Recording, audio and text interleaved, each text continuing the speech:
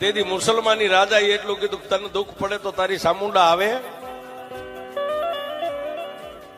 તેથી હાથિયા ખાંભલે એટલું કીધું મહારાજ એ તો ખરે ખબર્યું પડે સામુંડા આવે કે ન આવે.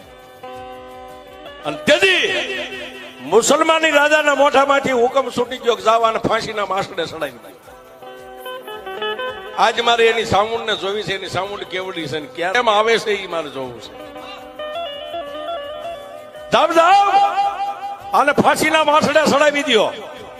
અને સાહેબ 5 મોડીએ બાંધ્યો એમ નામ સિપાહીઓએ ઢહડીને ઉપાડ્યો. પણ ડગલે સામુંડા પગલે સામુંડા, ડગલે સામુંડા પગલે સામુંડા.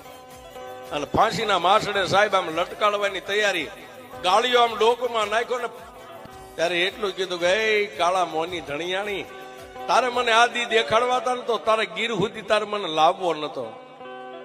કાં તો મારા બાપ હીરિયા કાંભલ્યાની કમાણી ખૂટી ગઈ અને કાં તો સામુંડા આજ તો પગે પાંગળી બની ગઈ હોય.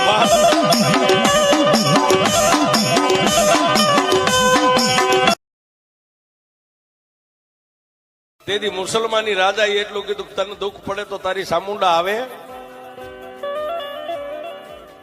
તેથી હાથિયા ખાંભલે એટલું કીધું મહારાજ એ તો ખરે ખબર્યું પડે સામુંડા આવે કે ન આવે.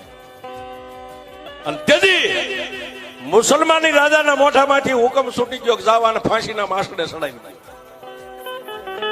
આજ મારે એની સામુંડ ને જોવી છે, એની સામુંડ કેવડી છે ને ક્યારે આવે છે એ મારે જોવું છે.